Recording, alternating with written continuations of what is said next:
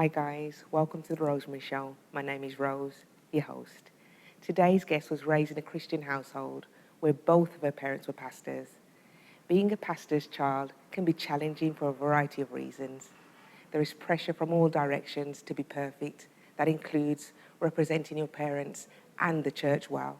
As a result of this, my guest states she began to live a double life. Let's welcome our guest today, Rejoice. Rejoice, welcome. Thank you. I'm excited to be here. Welcome. So, should we start off with what was it like being raised in a Christian home where both of your parents were Christians? Wow. Well, not Christians, but Christians, pastors. Pastors, yeah, both my parents are pastors. To be honest, they've both been pastors from either before I was born or as young as before I could remember anything. Yeah. So to me, it was a very normal thing. Mm-hmm. But I'd definitely say that there was a lot of just biblical and godly influence in my house because both my mum and my dad were like parading it forward. Yeah. And that was incredibly valuable growing up.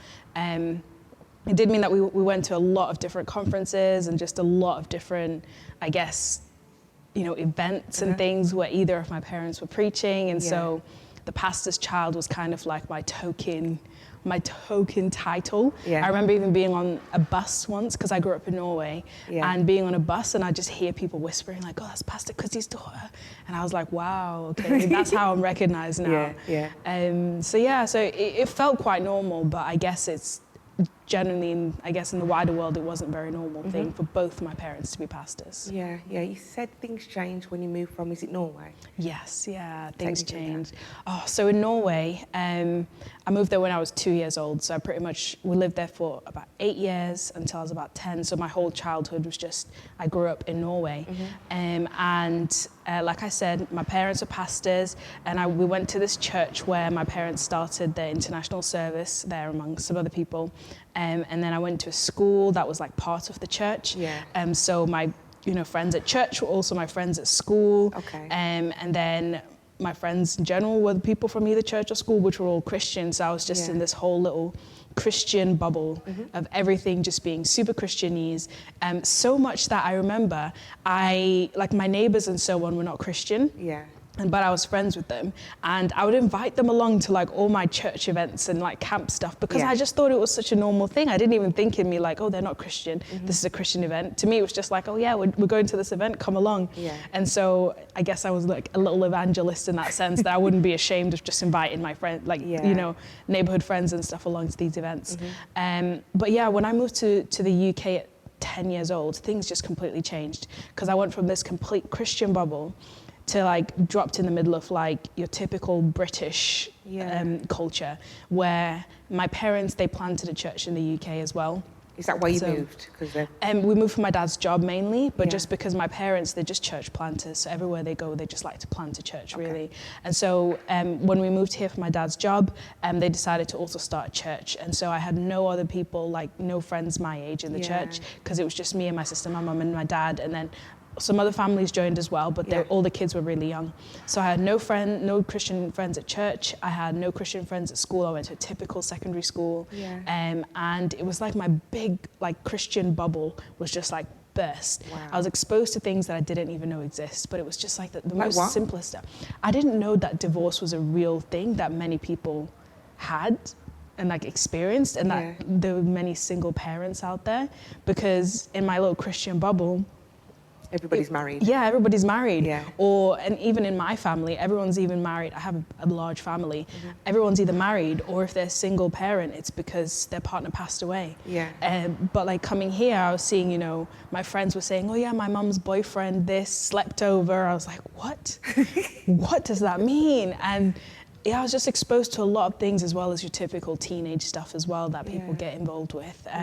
I was exposed to all of that and it was just kind of like crazy. And because I'm such a social person, I love talking to people, meeting new people, and I get a lot of energy from being around people. But I also feel like, particularly at teenage age, I'd copy what other people around me were doing, but they were not doing good things. And so I'd kind of like find myself kind of doing these things at the same time. So even though you're a Christian still, Mom and Dad's planted this church, you're not acting like a Christian now. Exactly, Is that what you're saying? Exactly. I was pretty much living a double life where at school and with my friends, I'd be doing one thing, but then at home I'd be like, almost the perfect little Christian girl. And at church, because both my parents are the pastors, I would know how to behave like a pastor's child, and I would know, what to say and how to greet people and how to present myself nicely and everything.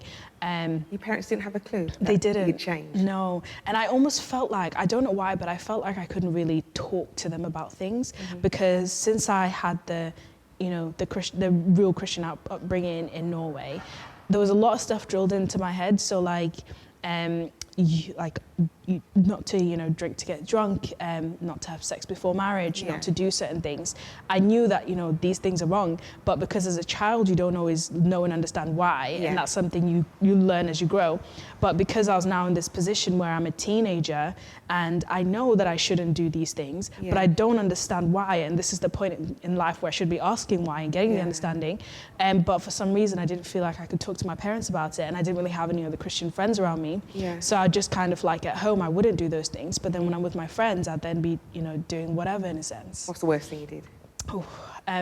Worst thing I did was I really wanted to go to a concert that my parents just would not let me go to a concert. It was the Drake concert. Okay. And so I put together a letter for my parents to sign and everything, giving me permission to go. Put together a letter? Put together a school letter, getting my parents to sign, giving me permission to go to this concert.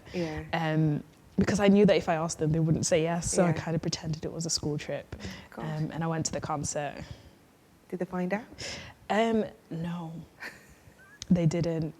I made it look very, very real. Did you? Yeah, I did make it look very real. How did you get there and get back home? Oh, because it looked like a school trip, and I studied creative and media, which would always go to events all the time. So it just looked like it was just one of those events. Yeah.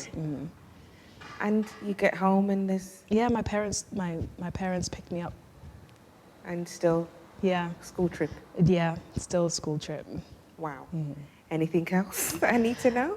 I got a tattoo when I was 15 years old as well. Didn't you need consent for that? Well, my friend knew a guy, so we kind of we liaised with him, and he worked at a tattoo parlor, so we went, and then he had to fake my age and everything, because there wasn't really anyone around, it was just us and him. Yeah. So I managed to get that done. At 15? Yeah, at 15. And I did it because someone dared me to do it. Wow. Yeah, it wasn't even I want a tattoo thing. Yeah. Someone dared me to do it, and Yeah. I was like, I would so totally do that. And then I picked something that my parents wouldn't essentially beat me for. Yeah, what was that? Faith. So I got faith tattooed on my wrist. Did they find this? They find out? They found out. I think they spotted it, but they hadn't talked to me about it until a year or so later. Then they mentioned it to me. But it's kind of one of those things where we don't really talk about it. It's just kind of she did it. Did you think you were just going through a phase, or? Oh yeah. I think my parents just thought I was. Well, eventually everything started to kind of leak, and they started to see my behaviour. Yeah. And so. Yeah, so they just thought I was, a rebellious teenager. I don't know if they necessarily thought it was a phase, but they prayed for me a lot. They would pray for me a lot. And honestly, those prayers just paid off so much. Because God definitely just brought me back to him in a sense. And So when did that happen, or how did that? So you've left this bubble in Norway, and you're here getting up to all sorts with your friends. When did things change? It changed, funnily enough, when I was 15. So I think maybe a few months after I got my tattoo, we went to a conference in summer. I remember it was August. It was a conference that my parents were preaching at. And we always went to conferences all the time, so I kind of knew the gist of everything. And at this particular conference, we also had some of my parents' friends there, so family friend pastors also preaching. And I decided to sit at the back because rebellious teenager, don't really want to get involved in anything. And our pastor was preaching at the front. I call her Auntie. She was preaching at the front, and she kind of did a call saying, if anyone wants some prayer about anything in their life, come to the front. And I kind of felt this tug in me of go to the front. And it was different this time because normally I would be sat with my parents or with my mum, and my mum would nudge me saying, go to the front, go to the front, go to the front.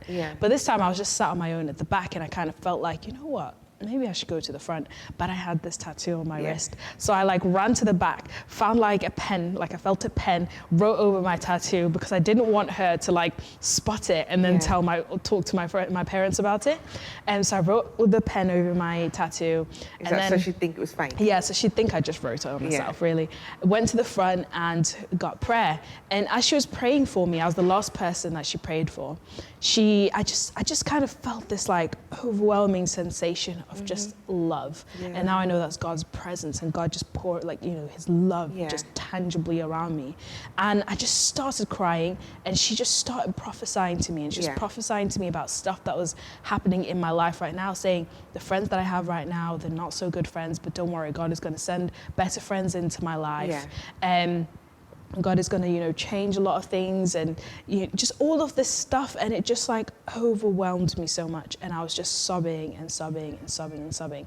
And I remember after she prayed, I went back to sit with my mum, and I just continued sobbing and sobbing and sobbing. And my sister was she was 5 years younger than me. So at that time she was like 10, and she was like eating like a lollipop or something like that, just chilling. And she was like, "Mom, why is Rejoice crying?" And my mum was like, "Oh, just leave her alone." She didn't understand. Yeah, she didn't understand. She's just going through something. And honestly, after that encounter with God, my life changed without me even realizing it. Because skip forward 2 years, I was in a car journey with my dad, and my dad was he asked me like, because pastors, they always use their kids in illustrations and the messages. So much. But my dad asked me for permission this time, and he was like, "Oh, Rejoice, do you mind if I just use it as an example in my preach?" And I was like, "Yeah, sure. What do you wanna, say? What do you wanna do?" And he said, "Well, I just want to use you as an example of how like people can be filled with the Holy Spirit and still be like so powerfully filled with the Holy Spirit, and their lives changed even though they can't speak in tongues." And I was like, "What?" And I was like, "Okay." And he was like, "Your life has changed so much in the last like years." And I was like, "Really?" I was like, "Yeah, you're arguing with me and your mum a lot less. Your behavior is so much better." I had started getting involved in church. I actually started leading the worship team when I was, I think, 16 years old. Something in me, I just wanted to get involved, and I just enjoyed it. And so much of my life had just changed, my attitude. And now I know it's because I had that encounter with God, and he just started changing me from the inside out. My desires started to change, what I wanted started to change. And you know what? My friends started to change as well. I got like all new sets of friends because I moved to school. Just like she prophesied. Just like she prophesied, yeah. Because I moved schools because I finished my secondary school, went into sixth form, and I got a whole new set of friends who were they were Christian as well. And so my life just completely changed. And actually a year after I had my encounter with the Lord at 16, I then started speaking in tongues from another conference that I went to. And it just, my life had just completely changed. And I could just see how like God was just, he was just in it, and he'd just like done this whole work in me. So, before your encounter with the Lord, so you've had this encounter, you're now in praise and worship. Was you active in the church before then? No, I was very much like, as a pastor's kid, you kind of have to do stuff in church. Your parents would make you do stuff. So I would actively be the person managing the tech in the back. And I only chose to do that so that I didn't have to be involved and sit down and be in praise and worship. So that I could basically sit in the back of the church, flick through the slides, and then sit on my phone for the preach. So you're not engaged, really? Not engaged in it. Did your parents know you weren't engaged? I think they had a feeling, and they would always try and encourage me to get involved and to do things. But I was also a very stubborn teenager. Wow. I was very stubborn. You've had this encounter, life's changed, you're on praise and worship. What are you doing now? Now, I go into, now. Oh gosh, okay, so God is so amazing. He just opened up so many opportunities, and I'm now working in a Christian media company where I pretty much manage a platform that we have called Extradums, and it's all about making videos and blogs, music and life. So we work with Christian artists and then Christian organizations and other young Christians that like to, speak out on different topics and things. Just making all of this different types of content specifically for teenagers. So, but specifically for non-Christians. So we're kind of like talking about life-based topics, but from a Christian perspective for non-Christians. Anything else? Are you active ministerial-wise at church? Yes, yeah. So, God is so good. I don't even know. This is how God has just changed my heart so much. So now I lead the young adult ministry at our church, which has a number of young adults there, all aged 18 to 25. And it's a mixture of students and also just general young adults too. And I love that. First of all, God led me into leading a small group, which was so much fun. And then he just opened this door and this opportunity as well. So I got to do that and I love it. And yeah, it's just, I feel like like God has just put me in a really, really good place now. Any regrets? I mean, maybe, I don't know, because I'm a pastor's child like you. And I remembered thinking, I wish I wasn't born in this family. Is that something that you wish back then, and any regrets now reflecting? 100%. I think growing up, I always used to think like, why do I have to be, in this family? Even like during my teenagehood, particularly, and being around like a bunch of non-Christian friends and so on, and being involved in what they were doing, I'd always think, and almost questioning like, why do we have to be strict Christians? Like, why can't my parents let me do X, Y, and Z? Like my friends' parents let them do X, Y, and Z. And now I know it's because my parents are trying to protect me. They were trying to, there's certain things that we just don't do because it's wrong, and it's so damaging to us on so many different levels. And my parents wanted to protect me from all of that. And I think now I value so much what my parents did. I mean, no parents are absolutely perfect, and even when I have kids, I will not be absolutely perfect with my kids. But my parents did such a good job continuously not giving up on me and continuously encouraging me to, grow in the Lord by, bringing me to church, taking me to conferences, from a young age, reading the Bible to me. We used to pray every single day as a family, but like from the youngest to the oldest. So now I don't really have any issue praying in public because my parents used to make me pray from the youngest to the oldest every single day. And they just fed loads and loads of word into me and stuff, which is so valuable now because I just kind of know certain things in the Bible. I know different, Bible stories and stuff like that because my parents have been teaching me that from such a young age, and it's so incredibly valuable. Do you think, when we talked last, you weren't dating, you've got no children, is there something that you would do different when you do get married and have your own children? Is there something you do different with raising your children, or the way you raise your children, rather? I think so, yeah. So I think, like I said, when I first came to this country, my parents planted a church, and we were in the church, but I didn't have any Christian friends.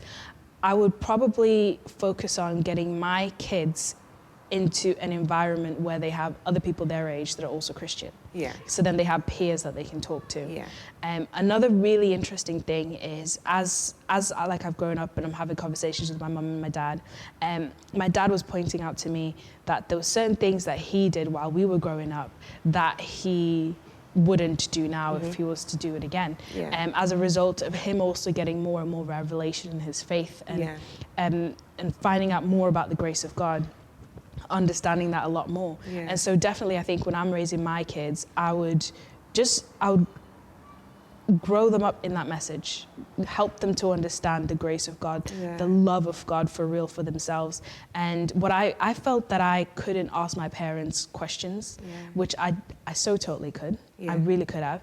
And so with my kids, I'd be so open with them, kind of creating a platform where there's no question that's off limits in a sense. Because I mean, teenagers are so curious about, all sorts of things. And if they don't feel like they're getting their answers from, at home, they will look to other places. And I want as much as possible for my kids to feel comfortable enough to come to me to, ask those questions. Yes, they will probably go other places as well, but I'd also like for them to come to me and ask those questions, to have those conversations, however difficult they might be, and how much you just want to say, just believe this, okay? Just pray about it.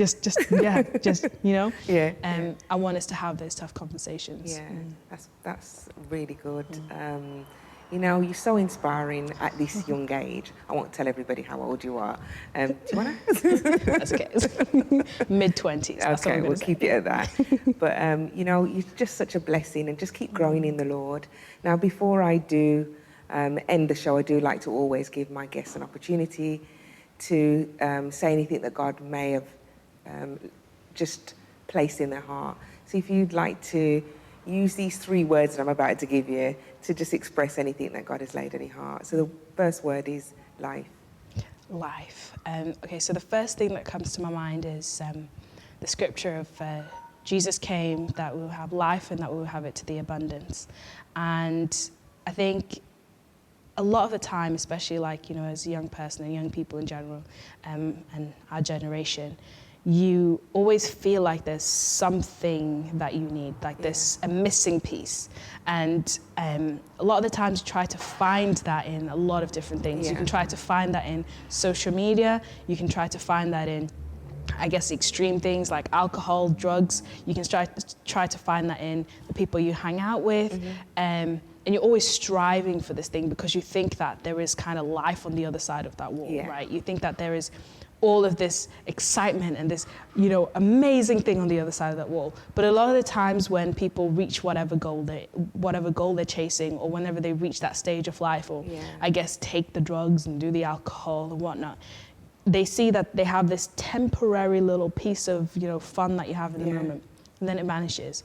And then they think they need to do it more in order to, receive life. They need to maybe get more likes on social media. They need to take more drugs, drink more, hang out with their friends more. But really, that missing piece in that life is the light. It comes from, the relationship that we have with God and our relationship with Jesus. And so, it says that Jesus came that we may have life and that we may have it to the abundance. He fulfills not just that life, that desire that we have, but he does it to such an extent it's just abundant, and it's just wonderful and incredible. And so I just want to encourage, particularly like young people, just to, rather than chasing whatever that thing is that they think they'll get the life from, to chase God, to just give God that chance, and he will fulfill that and so much more. I found that in my life, and I know that's like in a way that I didn't actually know it was true.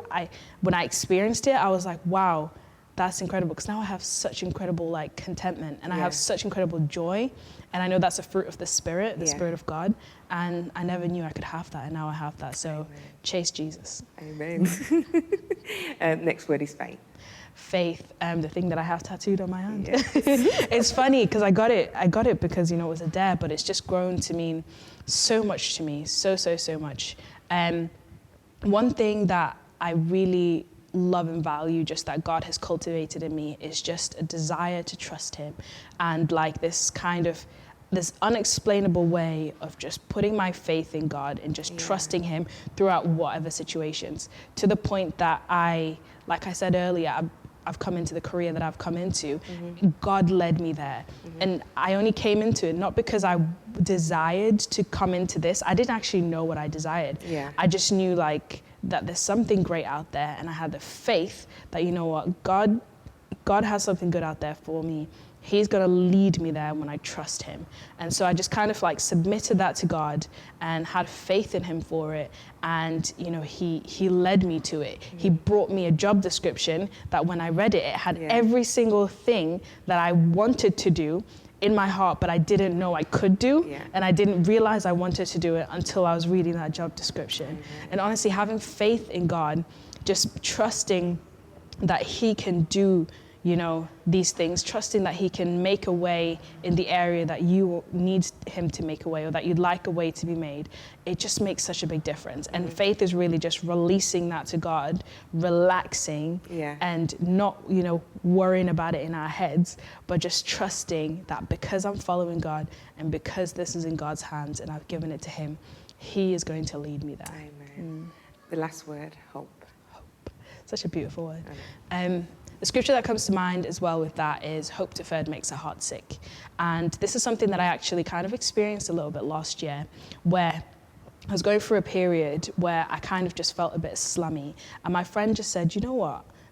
Hope deferred makes a heart sick. And I was like, it was like a reminder of like, that's so true. I was going through a slummy period because I'd lost hope.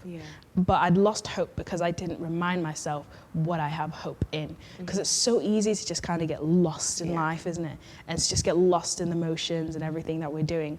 And so I think with this one, it's important and for us to keep reminding ourselves of our hope. Our hope is Christ. Our hope is everlasting life. Our hope is, that God has healed us. Our hope is that God has provided for us. Our hope is Jesus. Amen. Our hope is in our relationship with God. And it's so important for us to keep speaking and reminding ourselves of those things on a regular basis. Because if we don't, we can easily just, get swept up in everything and then, start to feel a bit slummy. And it's really because we haven't reminded ourselves of that hope. So, yeah, let me say that. Amen. Wonderful. That's beautiful. Thank you so much, like I said, for joining me today. I've really enjoyed our time together. And like I said, may God just continue to bless you and just continue to blossom as well. Thank you. I've really enjoyed it. Thanks for having me. Thank you for joining us today on The Rosemary Show. Now, if you're interested in being part of the show, then feel free to send us a message via The Rosemary Show Facebook or Instagram page. Please like, share and subscribe. And don't forget to click the notification button. Enjoy the rest of the day. Bye.